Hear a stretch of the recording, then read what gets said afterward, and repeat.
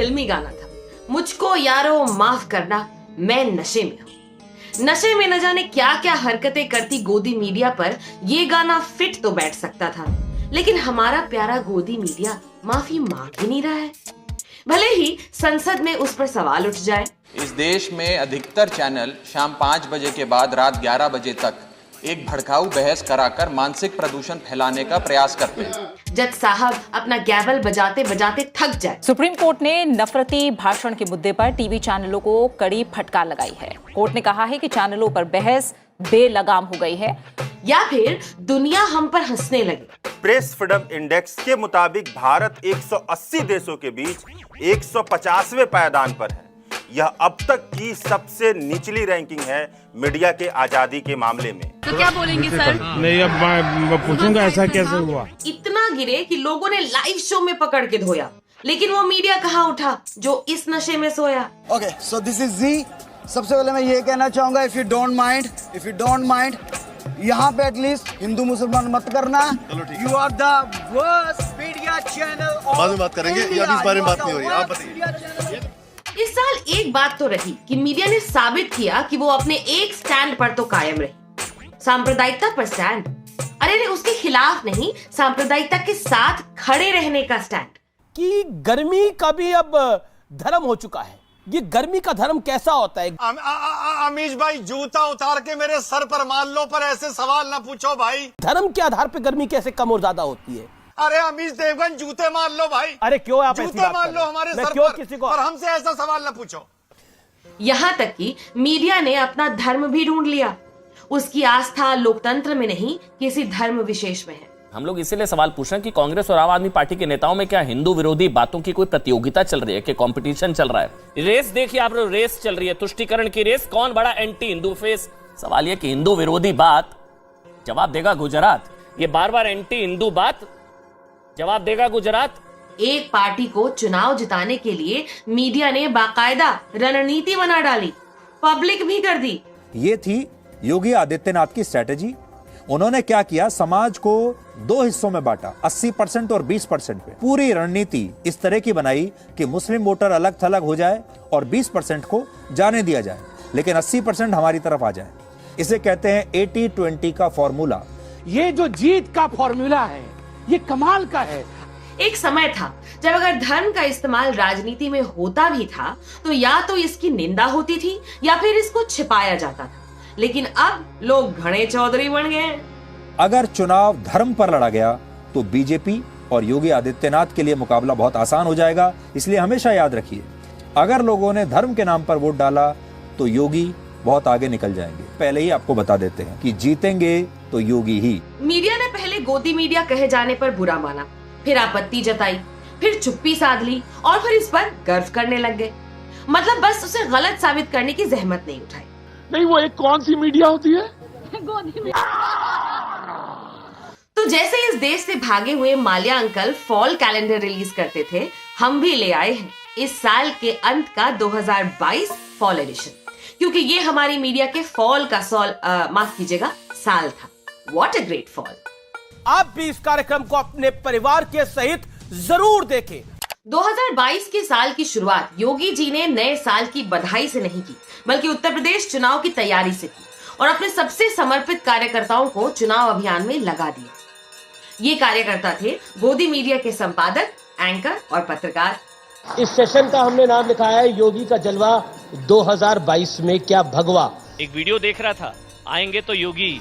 वो गाना कहता है आएंगे तो योगी ही। जो राम को लाए हैं हम उनको लाएंगे। ये कहा जाता है कि जितना जमीन पर काम हो नहीं हो, आप लोगों के दिमाग पर सही काम कर लेते। मुस्कुरा कर योगी जी आज मंच से लोगों को कन्विंस कर देंगे कि मैं ही सर्वश्रेष्ठ। बाबा मुस्कुरा रहे, मैं सच कह रहा हूँ, आपसे बढ़िया नेता नहीं था उनके लिए। क्योंकि आप सिर्फ मुख्यमंत्री नहीं है, आप महंत भी हैं, एक योगी भी है। आप तो एक सेंट हैं, साधु हैं, जो धर्म योगी है, कर्म योगी, जो कर्म योगी है। और मोदी जी तो कह रहे हैं कि उपयोगी है, बहुत उपयोगी। योगी आदित्यनाथ बहुत अच्छा आदमी। बाबा बाबा बाबा।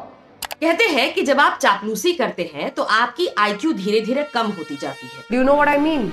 इसका एक्सपेरिमेंट करके इसको साबित किया मशहूर वैज्ञानिक अखिलेश यादव ने। उन्होंने गुल्लू और अंजना समेत तमाम एंकर्स को मंच पर ही दंत मंजन करा दिया। तो मैंने देश के ईमानदार पत्रकारों की सूची बनाई है, नाम आपका भी है उसमें। है। सच बता रहा हूँ मैं। सबसे ईमानदार सच्चे पत्रकार आप हैं, निष्पक्ष पत्रकार हैं। क्या आप इतने अच्छे ईमानदार पत्रकार हैं? आप देश के सबसे ईमानदार पत्रकारों में आते हैं और देश के उन पत्रकारों में गिनती होती है जो ईमानदार पत्रकार हैं। कि आप ईमानदार बार बार बोल रहे हैं। आप गलत शब्द बोलेंगे तो उस पर नाराजगी 100 बार जाहिर करूंगी। ईमानदारी गलत शब्द नहीं। हालांकि ज्यादा ईमानदार बोलूंगा तो हो सकता है आपको भी नाराजगी हो जाए। कोई नहीं बोलिए ना। कि और लोग होंगे जो इसको बर्दाश्त कर लेंगे, लेकिन मैं इसको स्वीकारने को तैयार नहीं हूँ। अच्छा, मैंने वो शब्द वापस ले लिए।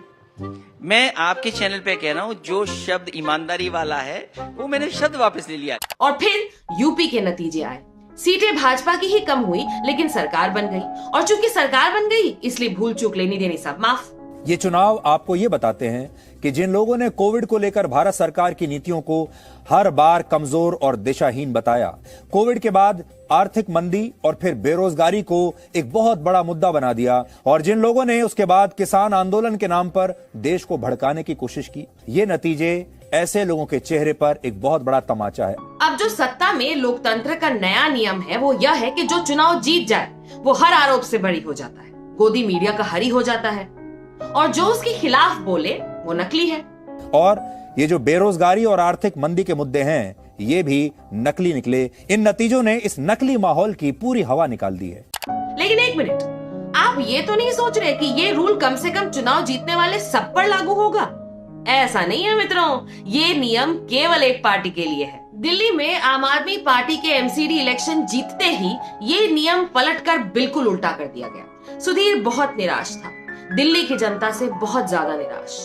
दिल्ली की जनता को मुफ्त का माल इतना अच्छा लगने लगा है, दिल्ली की जनता ने भ्रष्टाचार को स्वीकार कर लिया है, और जो कम पढ़े लिखे लोग हैं वो आम आदमी पार्टी को वोट दे रहे हैं। इस बार जिन्होंने भाजपा को वोट नहीं दिया वो कम पढ़े लिखे और भ्रष्टाचारी लोग थे। ये दुख साला काहे खत्म नहीं होता बे? My heart pains, मेरा दिल दर्द में। टीवी में काम करते समय एक बात सिखाई जाती है कि खबर तो वही है, आप उसे अलग तरह से दिखाएंगे तो लोग देखेंगे। गोदी मीडिया को लगने लगा है कि मोदी जी तो वही हैं, सवाल भी बदले नहीं जा सकते, तो उन्होंने मीडियम ही बदल दिया। रूबिका ने जो सवाल कैमरा पर पूछे थे, मैं भी कई बार ऐसा होता है थक जाती हूँ और मैं ये कहती हूँ कि बहुत थकान होगी, अभी नहीं होगा। सच बताइए, why don't you get tired? आप थकते क्यों नहीं हैं? इंडिया टीवी ने वही सवाल फोन पर कर डाले। बीइंग ए रिपोर्टर, दिन भर फील्ड में थोड़ा बहुत हम लोग काम करते हैं और शाम होते होते बहुत ज़्यादा थकान हो जाती है। आपको मैं बहुत क्लोजली फॉलो करता हूँ, कैसे मैनेज करते हैं? थकान नहीं होती कभी? न मोदी जी की विदेश यात्राएं खत्म हो रही हैं, न ही गोदी मीडिया का उनके साथ हनीमून पीरियड। इतना प्यार आपको बीमार कर सकता है, बहुत बीमार। एक इकोसिस्टम आपके खिलाफ काम करता है, विपक्षी दलों के कुछ नेता आपके खिलाफ लगातार बयानबाजियां करते रहते हैं जिसमें बहुत ज़्यादा तथ्य नहीं होते, बावजूद इसके इतनी पॉजिटिविटी कहाँ से आ जाती है? ये लेसन हमें भी चाहिए। अब आप कहेंगे कि अरे ये कोई सवाल हुए? वैसे आप कहते भी कहाँ हैं, लेकिन जिनको लगता है कि ये सवाल ही नहीं है तो जरा ये नजारा देखिए। सुपर ह्यूमन या पॉपुलर पॉलिटिशियन, विजनरी या रेवोल्यूशनरी, क्या है नरेंद्र मोदी? क्या मोदी बेस्ट क्राइसिस मैनेजर हैं? हाँ, मोदी करेक्ट थे, मोदी करेक्ट हैं। क्योंकि कहते हैं ना, ऐसी लागी लगन मीडिया हो गई मगन, वो तो गली गली पीएम गुन गाने लगी। पीएम मोदी ही हिंदू हृदय सम्राट हैं, सबसे बड़े हिंदू हृदय सम्राट। देश के हिंदू हृदय सम्राट ही नहीं है, विकास पुरुष भी हैं। त्वमेव माता पिता त्वमेव, त्वमेव बंधु च सखा त्वमेव। तो दुनिया भर के नेता मोदी के मुरीद हो गए हैं। अमेरिका के राष्ट्रपति हैं बाइडन, वो मोदी के कायल हैं। जिनपिंग को छोड़िए, बाइडन तक में पुतिन के सामने बात रखने का मादा नहीं है, लेकिन प्रधानमंत्री अपनी बात रखते हैं। फिर यूक्रेन में पुतिन की फौज स्टैग एंट्री करके बमबारी करने लग गई, लेकिन चौधरी के कहने पर मोदी जी ने वॉर में भी स्ट्रेटेजिक टाइम आउट करवा दिया। और एक और बात आज हम आपको बताना चाहते हैं जो कि शायद आपको नहीं पता होगी। भारत के कहने पर इस युद्ध को बीच में रोक दिया गया था। इसमें सीज फायर का एक विंडो दिया गया, और वो इसलिए दिया गया ताकि भारत सरकार के कहने पर 6 से 8 घंटे इस युद्ध को रोक दिया जाए, ताकि भारत के नागरिक वहां से सुरक्षित निकल सके। तो ये एक बहुत बड़ी खबर मैं आपको यहां से बता रहा हूं, जो शायद आप तक नहीं पहुंची होगी, और ये किसी भी भारतीय के लिए एक गर्व की बात है। लेकिन अपने इस करतब का सरकार ने कोई क्रेडिट नहीं लिया। To say that somebody is holding a bombing or that this is somewhere we are coordinating that, I think is absolutely inaccurate. I don't think if I could be more facetious, then it will extrapolate itself. So we would then order a resumption of bombing. I think that's really getting a bit much ahead of ourselves. मैं ये झूठ दोस्तों, मैं ये झूठ बर्दाश्त नहीं कर सकता।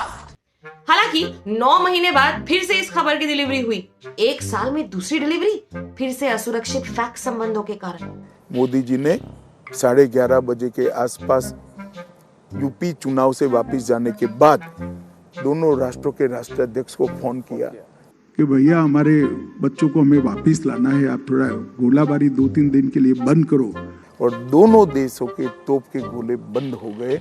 इससे ज्यादा प्रभाव आज विश्व में किसी भी नेता का नहीं है।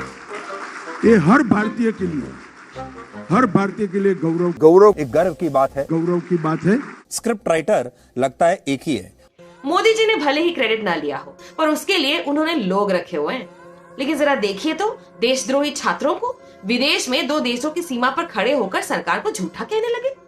उनको पता नहीं है कि गोदी मीडिया के लिए ये न केवल एंटी नेशनल है बल्कि ब्लास्फेमस है, लोकतंत्र है, इसलिए जाने दिया। मिलिट्री सेंस में इनके पास आ गया तो ये तनाव देखिए, ये लोगों के मन में आ रहा है।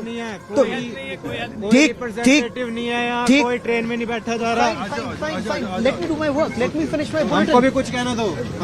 हम स्टूडेंट है, कोई कुछ बोल रहा हो। तो ये आप देख रहे हैं हमारे सहयोगी कीव से रिपोर्टिंग करें। ये वही समय था जब कोविड के बाद के समय में जनता को खाने के लिए उबला आलू नहीं मिल रहा था, लेकिन गोदी मीडिया को पुतिन का भालू मिल गया था।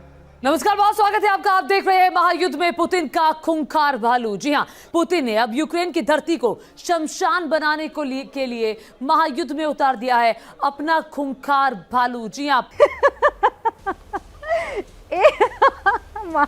इसी बीच जंग के मैदान में मोहब्बत के फूल खिल उठे। ओह क्या सुंदर दृश्य था, टीवी पर ब्रेकिंग था। जंग के बीच व्लादिमीर पुतिन को लगा है बड़ा झटका। ज़ेलेंस्की के साथ रिलेशनशिप में है पुतिन की बेटी। ज़ेलेंस्की के साथ रिलेशनशिप में है पुतिन की बेटी।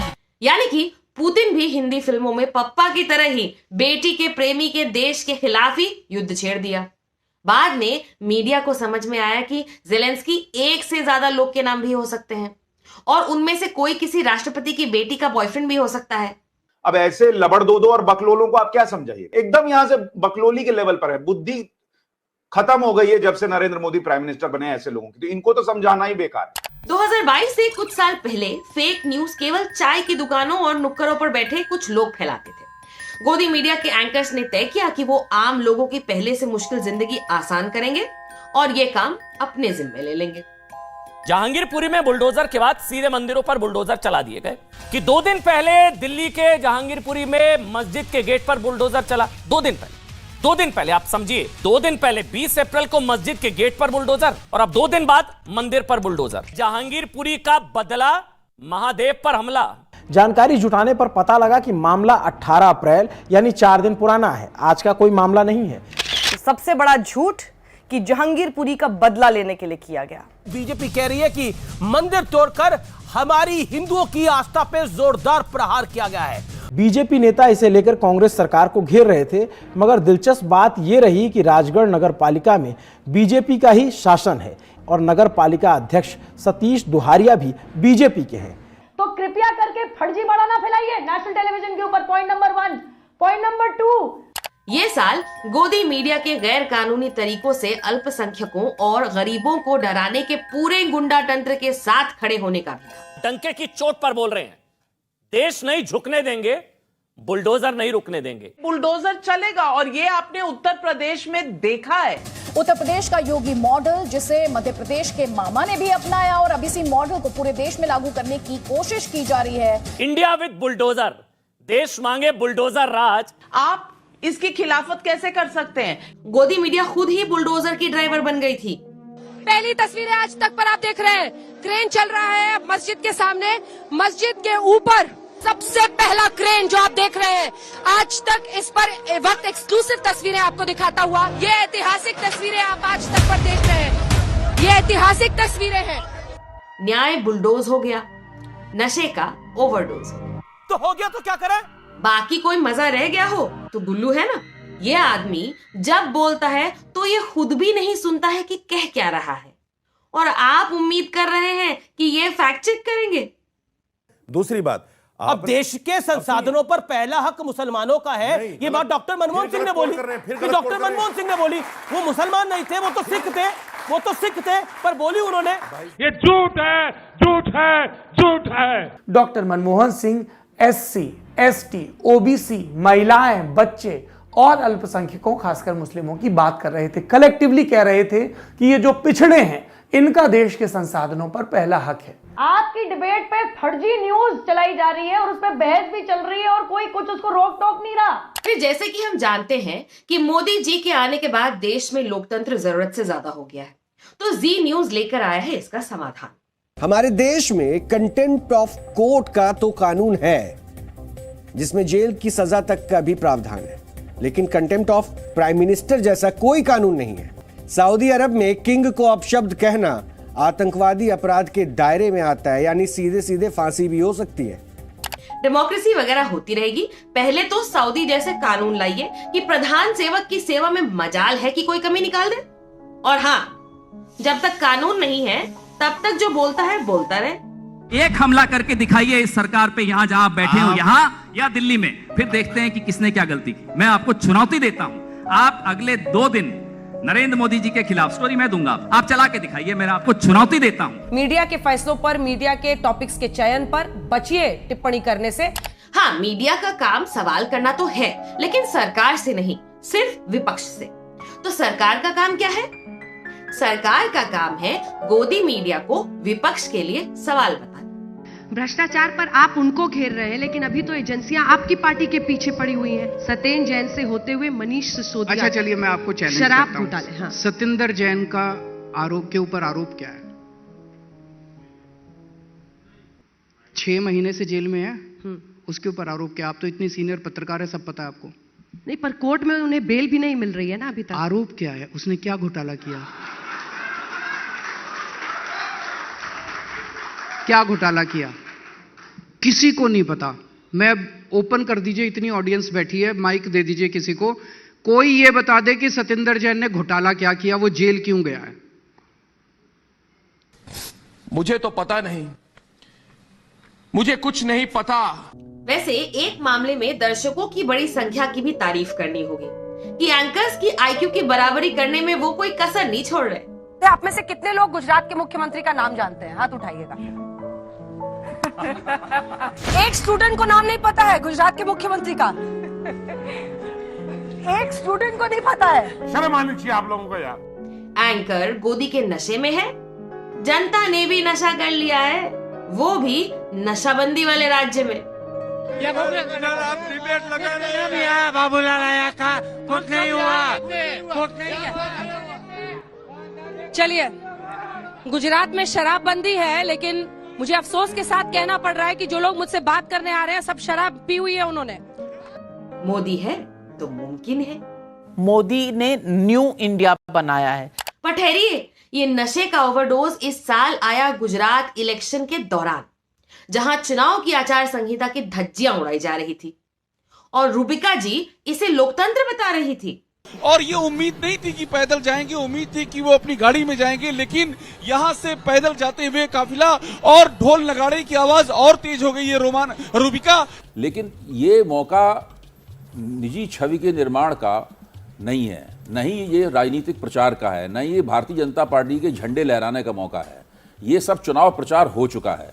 पत्रकारों को और मीडिया को, समीक्षकों को चाहिए कि वो इस बात की तफ्तीश करें कि इस मौके पे जो भीड़ जमा होती है वो भीड़ स्वतः स्फूर्त होती है या नियोजित होती है, जिस तरह लोग एक ही सी ड्रेस पहने हुए हैं। हाँ। और जिस तरह से मीडिया पे उसका कीर्तन होता है फिर उसका है, मुझे नहीं लगता कि इससे मीडिया की छवि भी जनता की निगाह में कोई बहुत ज्यादा निष्पक्ष, दर्शकों की निगाह में बहुत ज्यादा आपकी राय का पूरा सम्मान है, लेकिन इस वक्त आप देख रहे हैं ये आपको सच में मैनेज दिख रहा है। मीडिया पार्टी का एजेंट नहीं है। नहीं है, कोई पार्टी के एजेंट नहीं है अभय जी, कोई पार्टी का एजेंट नहीं है। लोकतंत्र के त्योहार में इसी तरीके से लोग आते हैं।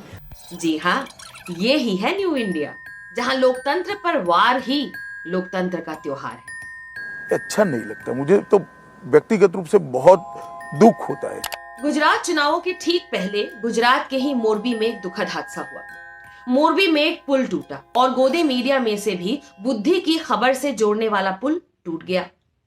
जो लोग हादसे में मारे गए, सारा दोष उन पर ही डाल दिया गया। कुछ लोगों को यह बात आज हमारी बुरी लग सकती है। आज का दिन तो नहीं है ये कहने का, लेकिन फिर भी कड़वा सच ये है कि लोग खुद भी कहीं ना कहीं इस हादसे के दोषी जरूर हैं। एक वीडियो बहुत चल रहा है जिसमें कुछ युवक दिखाई दे रहे हैं जो कि इस पुल को लगातार हिला रहे हैं।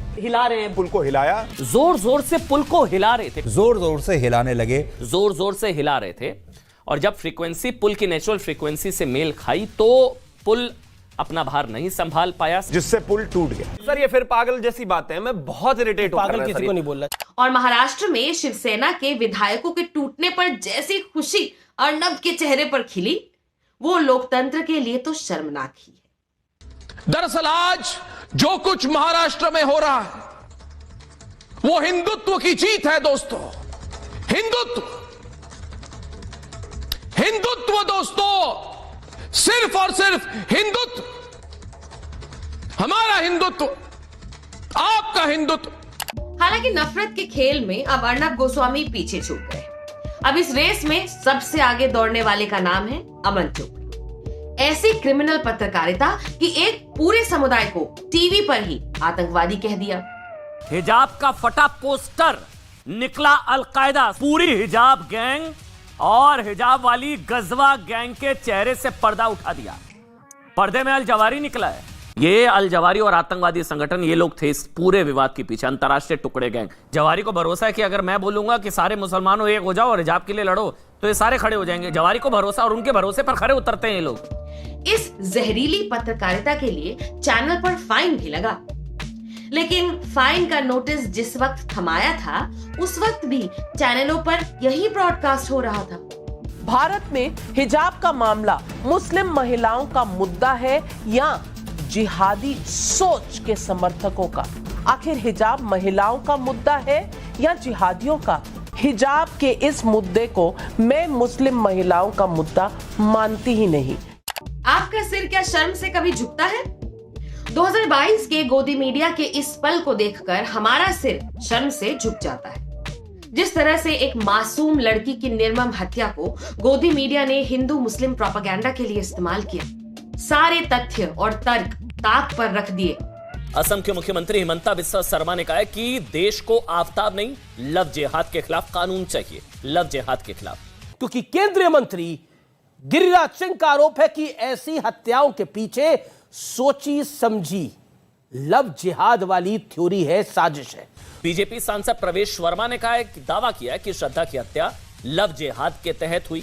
महाराष्ट्र में बीजेपी के नेता राम कदम ने मांग उठाई है कि श्रद्धा केस की जांच लव जिहाद के एंगल से भी होनी चाहिए। लव जिहाद, लव जिहाद, लव जिहाद। इसी गोदी मीडिया ने महिलाओं पर होने वाले तमाम तरह के जुल्म पर चुप्पी साधे रखी। उनके खिलाफ होने वाले अपराधों की तमाम खबरों को एक बार हाथ में लेकर नहीं देखा, लेकिन जब भी मौका दिखा अपराध को सांप्रदायिक रंग देने में कोई कसर नहीं छोड़ी। एक रैकेट चल रहा है दोस्तों, जो वेल फंडेड है, जो हिंदू लड़कियों को ट्रैप करता है, उनको उनके परिवार से अलग करता है और फिर या उनका धर्म परिवर्तन करने के लिए उनको उकसाता है या उन्हें मार डालता है। आप सब सचेत हो जाइए। ये बात करेंगे अच्छी अंग्रेजी में, ये दिखेंगे कूल, दिखेंगे मॉडर्न, पर अंदर से ये दरिंदे हैं, दरिंदे। लेकिन जिन पत्रकारों का सिर, रीढ़ और ईमान सत्ता के सामने पहले ही झुक चुका हो, उनका सिर शर्म से क्या ही झुकेगा। यहां तक कि सरकार के सूचना एवं प्रसारण मंत्रालय तक को यह समझ में आ गया कि इतनी गंदगी भी ठीक नहीं है। सूचना एवं प्रसारण मंत्रालय ने प्राइवेट न्यूज चैनलों की तरफ से की गई रूस यूक्रेन युद्ध कवरेज, जहांगीरपुरी विवाद और लाउडस्पीकर मामले समेत की गई टीवी डिबेट को लेकर नाराजगी जाहिर की है। एडवाइजरी में बताया गया है कि टेलीविजन नेटवर्क अधिनियम 1995 की धारा 20 केंद्र को सशक्त बनाती है कि वो टीवी चैनलों के खिलाफ उचित कदम उठा सकती है। केंद्र सरकार का कहना है कि अगर कोई कार्यक्रम तय निर्देशों का पालन नहीं करेगा तो उस चैनल पर कठोर कार्रवाई की जाएगी। लेकिन गोदी मीडिया साल 2022 में नहीं माना। और फिर यही मंत्रालय इन्हीं नफरती एंकरों और फेक न्यूज फैलाने वालों को सम्मानित करने भी खड़ा हो गया। इसे ही कहते हैं ना, ये सब मिले हुए हैं जी, ये सब मिले हुए हैं। आपके पसंदीदा चैनल आज तक ने फिर से खबरों की दुनिया में अपना परचम लहराया है। ये आपका प्यार है, ये आपका आशीर्वाद है। न्यूज चैनल को दिए जाने वाले देश के सबसे प्रतिष्ठित ENB अवार्ड की तस्वीर है। ABP news, congratulations to you. जाहिर है कि जब आपको अवार्ड और सैलरी दोनों ही इलॉजिकल बातों के लिए मिल रहा है, तो फिर आप लॉजिकल बात पर ध्यान भी क्यों देंगे? तो मीडिया को लगा कि अगली बार अवार्ड कोई और न ले जाए, इसलिए और ज्यादा बेसिर पैर का बकवास करना जरूरी है। इसके लिए ज्योतिष से बेहतर क्या हो सकता है? तो झटपट जितने हो सकते थे ज्योतिषी बुलाए गए। आप देखने जा रहे हैं हमारा यह खास कार्यक्रम 11 ज्योतिषी बताएंगे हम वर्ल्ड कप लाएंगे। कि विजय भारत की निश्चित है, क्योंकि अगर भारत की कुंडली के हिसाब से भी हम देखें तो भारत के पक्ष में ये मैच जाएगा। 100% दावे के साथ कह सकते हैं कि हमारा भारत का विजय प्राप्त होगा। ये भी 100% वाला मामला आपका भी है। चलिए भाई ये तो गॉड है यार। एक काम कर रहा है, इंडियन क्रिकेट टीम में तू चुन, जिसके कुंडली में सेंचुरी वो टीम के अंदर। मैं बोलता हूँ अपन कभी हारेंगे नहीं। 1100 नॉट आउट। इस बीच एलियंस भी गोदी मीडिया से नाराज थे कि कई साल से उनकी उड़न तश्तरी को इन लोगों ने आसमान में अटका रखा था। ये नाराजगी भी इस साल दूर हो गई। 25 दिसंबर को वापस लौटेंगे एलियन। जब कोई प्रोपेगेंडा नहीं था, कोई भी खबर नहीं चलाई जा रही थी, तो उनको सीट मिली क्रिकेट के स्टेडियम में। एलियन पर भी चढ़ा क्रिकेट का बुखार। एलियन पहुंचा 7 समंदर पार। भारत पाकिस्तान मैच के हर मोमेंट पर थी एलियन की नजर। विराट कोहली के हर चौके छक्के पर एलियन ताली बजा रहा था। और फिर आया साल का सबसे अहम सवाल। सवाल यह है, सी का मतलब क्या है? What is the meaning of C? Now, in this video, the Aam Aadmi Party Gujarat State President repeats the word C बनाता हूं, C बना रहा हूं। कैपिटल सी बनाने का काम करते हैं। ये कैपिटल सी क्या है? I'm asking you, what does C mean? देश की जनता जरूर सवाल पूछ रही है, सी का मतलब क्या होता है?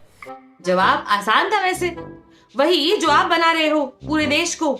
सी जो उन्होंने कहा, ये तो हर एक को पता है ना, वो गाली है। साफ तौर से गाली होती है। अधिकतर लोगों को शायद पता है सी का मतलब क्या होता है, पर जैसा कि एंकर ने कहा, सबको तो पता है। ऐसा लगता है आपको? अरे सी क्या होता है? क्या होता है? समुद्र। क्या चीज है? क्या है सी? इस समय करोड़ों दर्शक आपको देख रहे हैं। ये तो दर्शक देख रहे हैं, ये सी है क्या? ये जो 22 नगीने हम आपके लिए चुनकर लाए थे, साल 2022 के गोदी मीडिया के बेहिसाब नगीनों में से इतने से भी आपका साल छोटा लग रहा हो, तो जाते जाते ये भी सुन लीजिए, क्योंकि साल भर ये देखने और लगातार आपके लिए ये सब इकट्ठा करने के दौरान हमको भी लगा कि समझदारी और लॉजिक आत्महत्या कर चुके हैं। क्या वर्ल्ड कप जीतने के बाद भी मेसी आत्महत्या करने की सोच रहे हैं? क्या वर्ल्ड कप जीतने के बाद मेसी आत्महत्या के बारे में सोच रहे हैं? मेसी और आत्महत्या, इनका क्या कनेक्शन है? जितना कितनों का पैकेज नहीं होगा हमारे यहां, उतना वो पर डे कमा रहे हैं भाई। फिर आप कहेंगे मेसी आत्महत्या के बारे में क्यों सोचेंगे? नहीं सोचेंगे। आज मैं ये सवाल बहुत संजीदगी से पूछना चाहती हूँ कि ये हो क्या रहा है? हो क्या रहा है? ये क्या हो रहा है? ये क्या हो रहा है? संविधान का तो मजाक हो रहा है। नया साल इस दुआ के साथ मुबारक हो कि इस साल आपको ये सब न झेलना पड़े। आपने जनाब बोला कि दलाल जो है वो अभद्र भाषा नहीं है। यही बोला ना आपने, दलाल अभद्र भाषा नहीं है। परिवार में किसी सदस्य को बोलेंगे ये दलाल इधर आओ, बोलते हो आप? ये ऑडियो बंद।